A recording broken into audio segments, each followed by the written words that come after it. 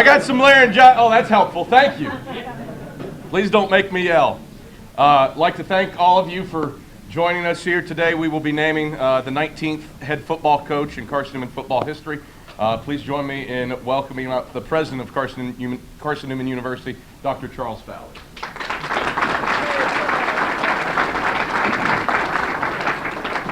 And good morning, and thank you all for gathering today. This is such an exciting day for Carson-Newman and for our football program, and I have been all night excited just in anticipation of today. But with all the good news, I can't just start without, first of all, just acknowledging that we're gathering in this room celebrating because we've got men and women in harm's way across this world who are protecting us. And so I want to start with all the things going on in the world, just to remind us to pray for our president, to pray for our troops, and to pray for Israel. And I would be grateful. That's an important thing for us to remember. And so with that sort of as a backdrop, I want to announce to you today that the 19th head coach of the Carson-Newman Eagles football program is Coach Mike Clowney. Would y'all?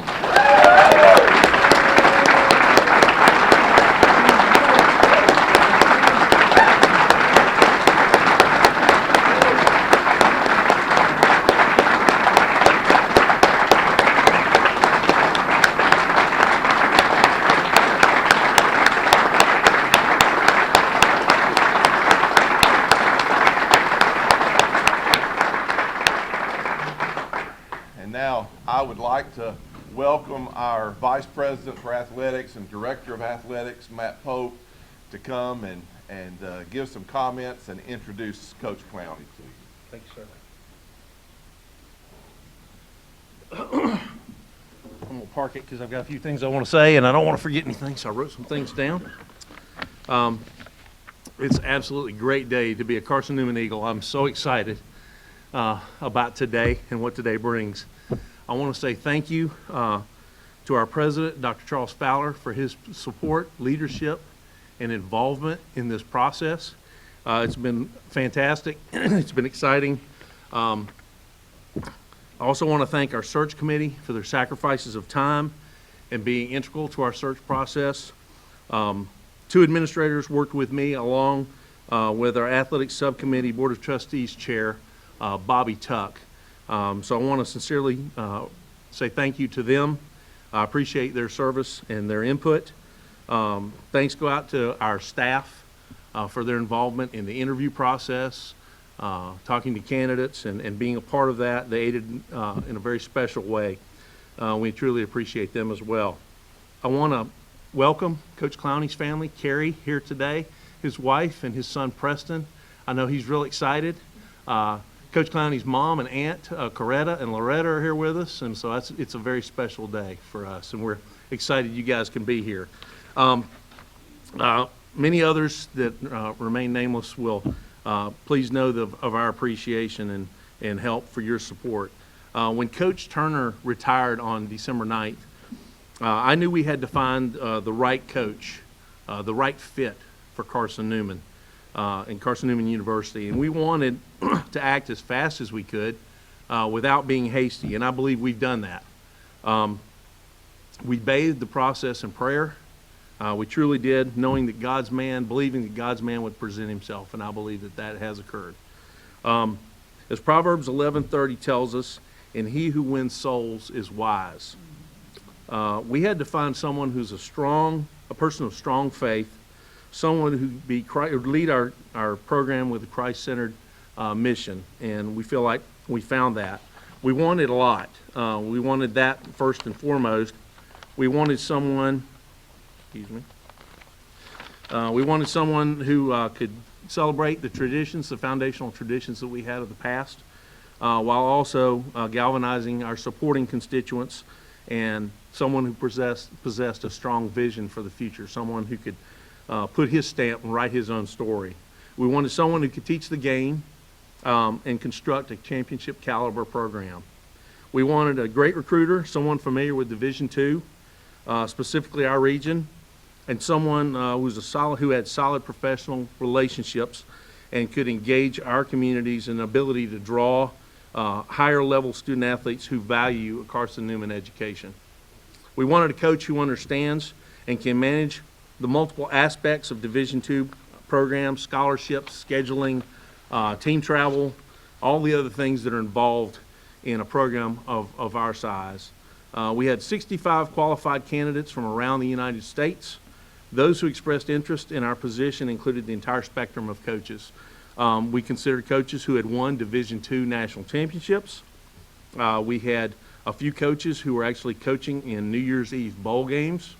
We had high levels of coaching experience at the high school level, so we went the whole gamut.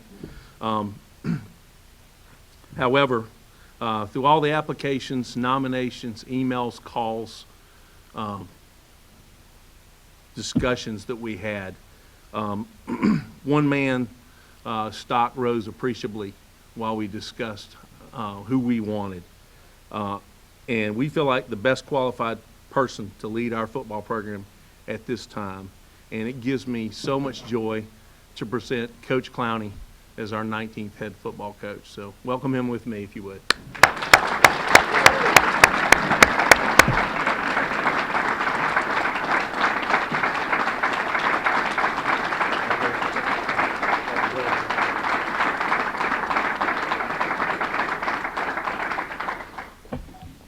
Wow. Oh, what an honor. I talked to our coaches this morning, and, you know, a lot of people talk to me about, you know, whether or not this was my dream job. And the thing I expressed to them this morning was that this is so far beyond my dream job that I can't even imagine. Just what's happened here in the past, the way we worked to serve Christ and to do things the right way, you know, through this little silly game of football. You know, I'm just so appreciative of this opportunity. I wrote down a couple things. I really want to thank everyone for coming. It's a packed house, and that's exciting. So I want to thank all you guys for coming. All of our, you know, any of our players that are here, faculty, staff, the media. We want to thank all of you guys again for your presence here today. And I want to thank Dr. Fowler and Matt Pope and the search committee. You know, the only thing I ever wanted in this whole opportunity, in this whole situation, was an opportunity. And that's what they provide me, opportunity to get in front of them and talk to them and just give me a chance to kind of express my thoughts and feelings about, you know, what it takes to be successful here at Carson-Newman. In my mind, I knew going into the process, I thought the one thing I had in my favor was I didn't think there was anybody out there that loves Carson-Newman more than I do.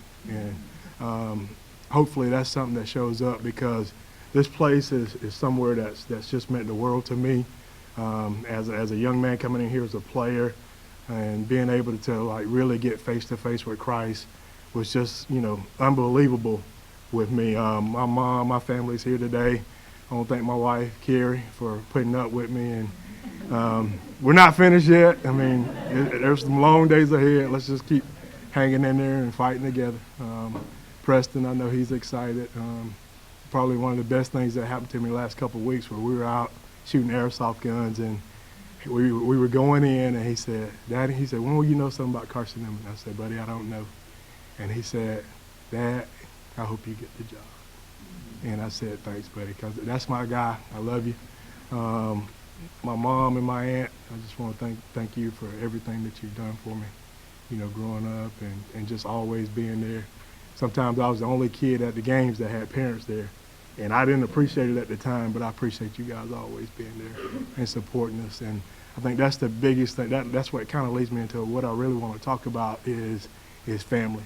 You know, we've all been on break over the holidays, and we've got a chance to spend time with our families. And, you know, sometimes that can be fun, sometimes it can be stressful. But I think family is something that's extremely important. And I look at family from two standpoints. I think it can be just a structure, you know, to where 1 + 1 is 2. You got brother, sister, aunt. But I think more than anything, I think family is an emotion, you know, and what that emotion is it's love. And that's the one thing that I can honestly say that I've experienced from my family growing up. And that's one thing that I experienced, from my family here, when I first got to Carson-Newman. We got some of the older coaches back there, Coach Whitley, Coach Mitchell, Coach Deaton, just coming in and those guys being mentors to us and helping us grow and helping us learn and helping us grow in our faith. That's when I really became, part of this Carson-Newman family. And I thank you guys for what you did for all of us. Long time ago, and it's still paying off for a lot of us. I talk to guys all the time, so I want to say thank you. But family is something that's just extremely, extremely important. And last year when you turn on the TV, March Madness with basketball, everyone had on the T-shirts and they said family on the back. And we honestly, at points in time, we cut the cable off, so I saw the game sparingly. So when I look at those shirts, and the one thing that stuck out to me is when I looked at those T-shirts and they said family, the big thing that I wondered about, I was like, how many of those, teams that are wearing those shirts, because it's come cliche and everyone's got this shirt, how many teams are actually really doing the things that, we really should be doing when we say that we're family? And, is that love really there? Is that love present? And so when I look at us in the future of Carson-Newman football, that's the thing that sticks out to me more than anything, is we want to be family. I want to bring these guys in. We want these guys to come in. We want these guys, when they get back here, my biggest goal for these guys is for them to fall in love with one another and fall in love with this school and fall in love with the process that Christ has got laid out for them to help them grow and to being the young men that he's called them to be. And I just look forward to serving every single day here at Carson-Newman.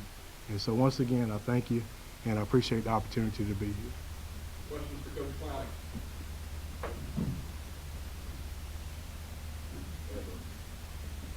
Coach, obviously the experience you have with Carson-Newman, the amount of time you spent here, how do you think that's going to help you translate into next season and moving this program to where you want it to be? I think I know this program very well, and when I say I know this program, I know the things that we do well, and I know a lot of the things that I don't think we did as well as we could. And so the biggest thing, I want to make sure that we continue to do the things that we've done well, and we want to expand and grow on some of the areas that we think that we really need to kind of improve on. And at what point had it just really sink into you that this was your new position, that you are the head coach, the 19th head coach? It sunk in when my wife looked at me one night and she said, and I had to get out of the bed because I was tossing and turning because my mind would not stop moving. And that was the moment that I knew, we're here, and there's great responsibility behind what's happening, and we need to make sure that we prepare and ready to go. Have you had the opportunity to address the team yet as head coach, and if you have, kind of what was your reception? We have not. Our guys are still on break, so I'm addressing them right now, and that's why part of my message is, to them, to make sure that they know when we come back, what we expect, that we're really going to work on growing together.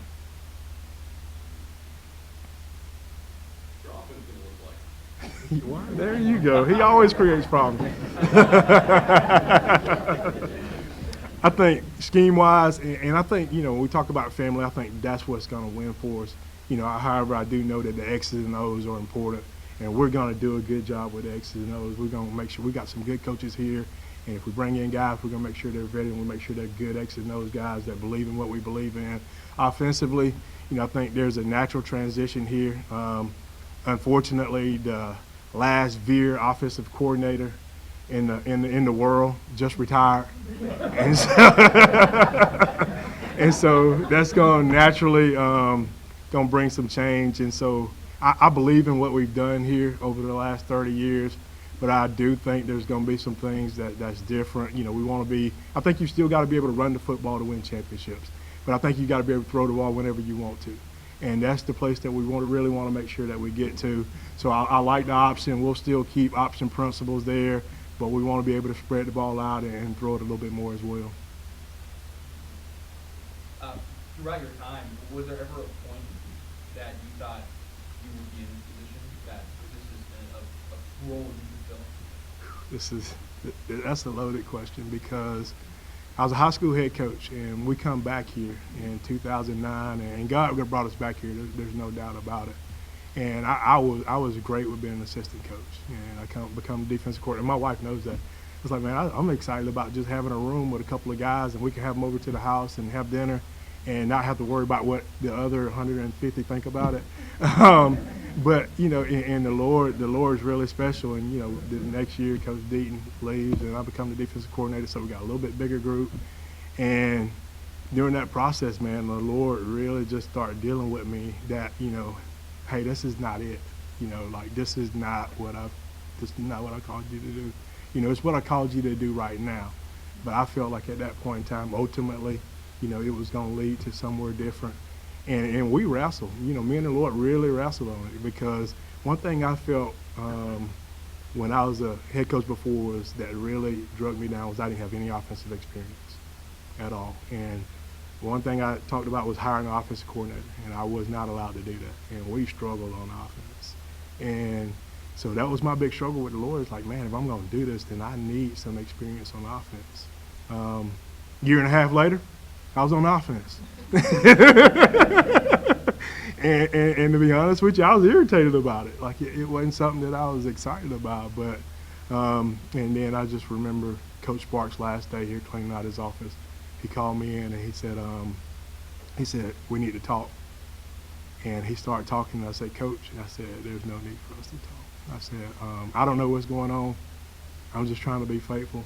And I shared that story with him, and he sat back in his seat and he sighed, and he said, we'll continue praying for you. He said, I think whatever happens, the Lord's going to do a great job with you. And I cannot express, my love for Ken Sparks. I would not be sitting here in this seat today if it was not for Ken Sparks. And him just allowing me an opportunity. And I think the thing that he said to me that day, that means more than anything he's ever done for me. He looked at me, he said, Mike, he said, I knew when I walked out of the building, I could trust that things were going to go well as long as they were in your hands. And so, we had that moment, and it's a moment that I'll never forget. I'll forever be indebted to him. Spiritually, he was the reason that I really got real with Christ. When he come to visit our house on our recruiting visit, you could just tell that there was a spirit there that was different. We come up on our recruiting visit. It may not have been legal, but he let my mom and my aunt stay at his house. And on that visit that day, I've shared this with the search committee. I hung out with some football players here, and I went from room to room to room, and everybody had this same book, and there was a guy running a race in track, and he was crossing the finish line. And I asked Johnny Smith, who was my host, I was like, what is that book? And he said, if you're interested in it, we'll talk about it later.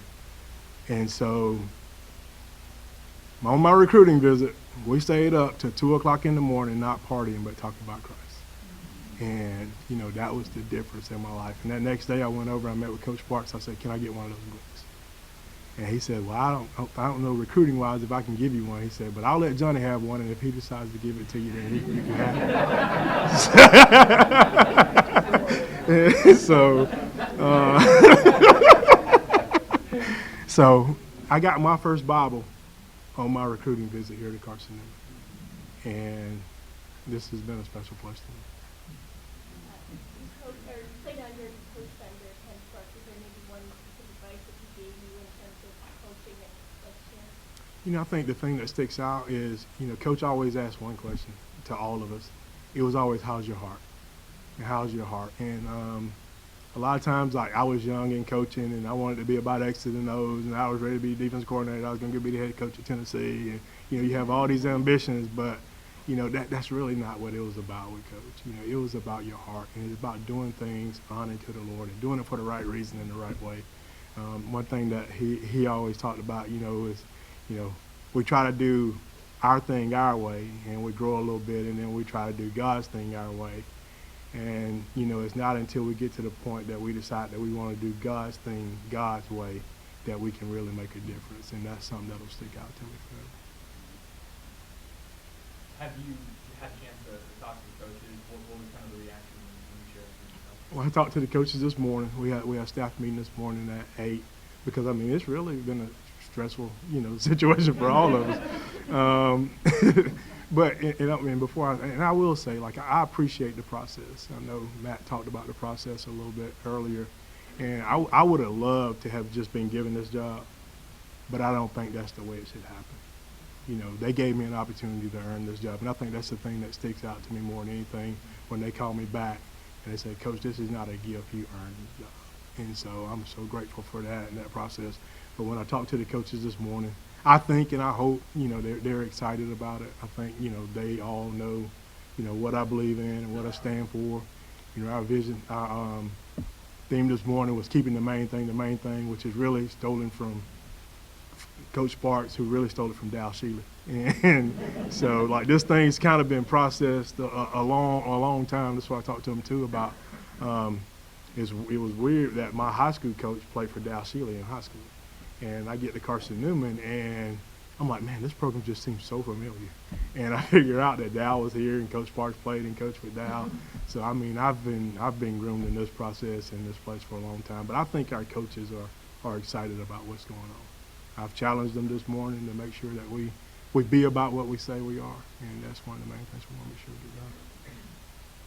With that being said, as the new head coach, you'll have one or two vacancies to fill, I would assume. Yeah, the first thing that we're going to do initially is we're going to make sure we find the right guy to run the offense. I'm not interested in calling plays per se. I'll call the ones that matter. And then I'll probably always call all the bad ones, you know, whatever. And we'll make sure, but we want to make sure that, you know, we find the right, like I said earlier, the right X and O's guys to get us where we need to be. But that person also has to be the right person. And I think that's the biggest thing that's unique here at Carson-Newman is we can't just go hire anyone. And so we've got to make sure that person is the right person, the right fit for us, and also knows the X and O's to be able to get done what we need to get done. I think I already know the answer to this question, but what's kind of be the main overarching goal you're looking for? The main what? The main goal you're looking to accomplish as a coach during your time here? The main goal, and I wrote it on the back of here, and I took these notes and I didn't read any of them. But but the main thing I wrote there was, you know, when we talk about like that love factor, and you gave me a great opportunity to go back and do something I really need to do. The thing that I wrote on here was, and we talked about family and love, and it was Mark 12:28 through 31. And I was going to paraphrase it, but I'm going to read it. When Jesus was talking, and then he was asked, he says, of all the commandments, which one is the most important? He said, the most important one, answered Jesus, is, Hear, O Israel, the Lord our God, the Lord is one. And I think that one is extremely significant there, because when we talk about one, you know, that's all inclusive. He is one. And it says, get in the right place. It says, love your God with all your heart. And I think the key word is all. And he says, with all your heart, with all your soul, with all your mind, and with all your strength. And each one of those, he said all. And we talked about we talked about God being one. And so the biggest thing that we want to do is when we come in here and we're talking about family, and I'm talking about these guys falling in love with one another, we want to be one. And we want to be one in Christ. And we want to be one football team. And I think if we will become that one, then we will be number one in the South Atlantic Conference. And we'll be number one in the nation. And we'll be number one in God's heart. And I think that's our overall goals.